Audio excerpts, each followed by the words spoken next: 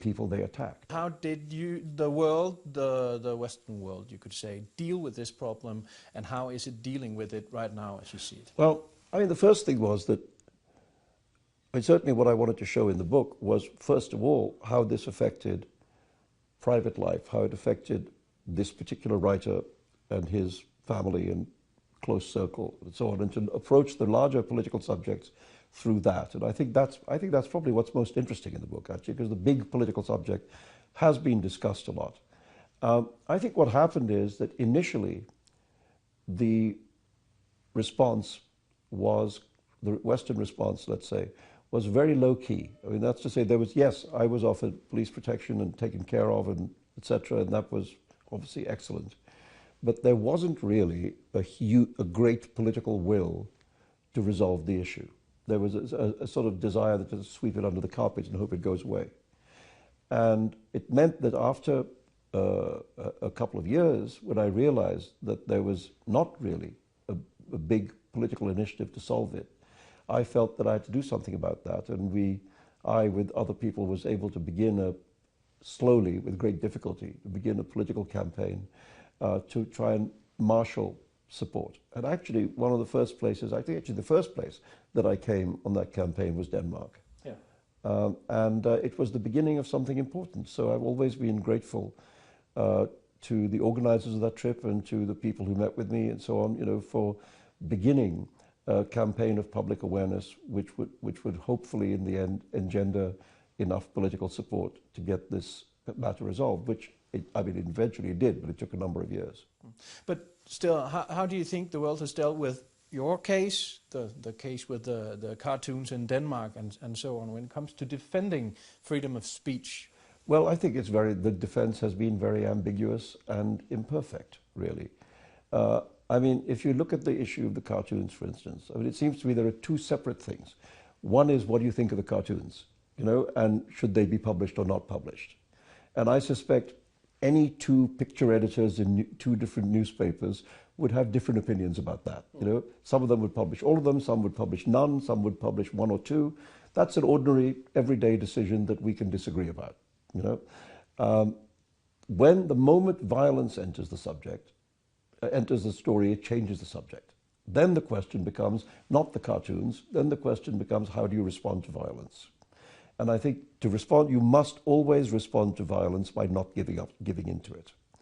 Otherwise, you guarantee that there will be more violence.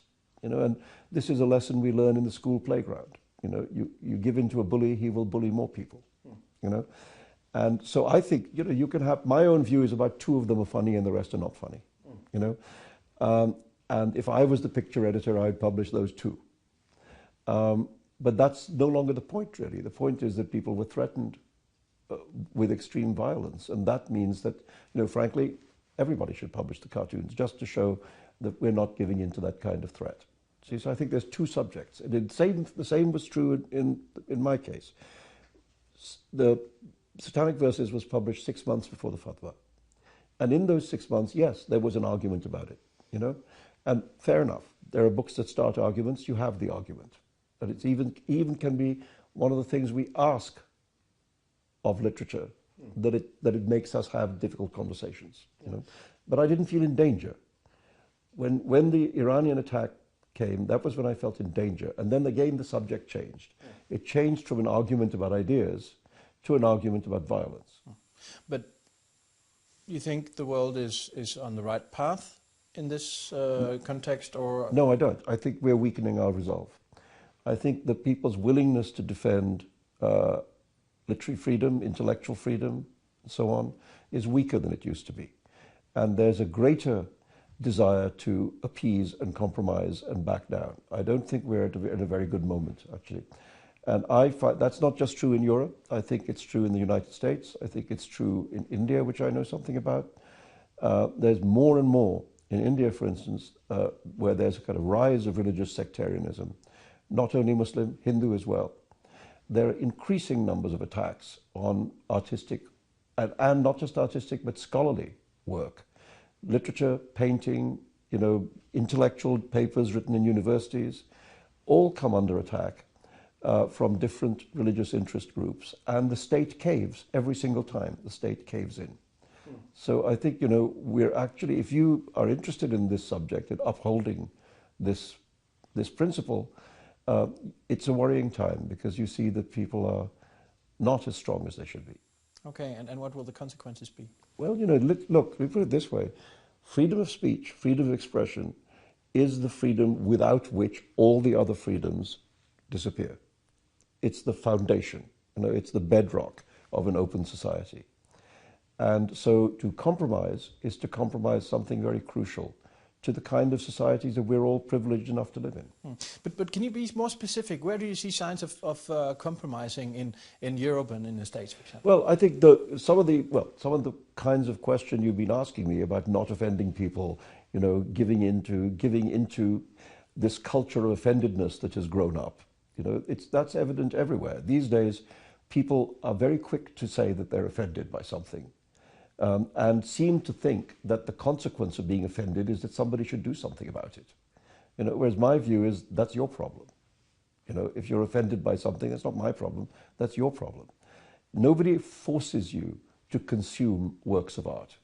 You don't have to read read a book. You don't have to see a movie or go to an art gallery to see something you might not like. These days we can all be informed, we know what's around, and you could choose the books you want to read. If you don't like a book, don't read it. If you start reading a book and discover you don't like it, shut it. To say you've read a 600-page novel and it's offended you, you've done an enormous amount of work to be offended. And my view is that's not the author's problem, that's your problem. Okay.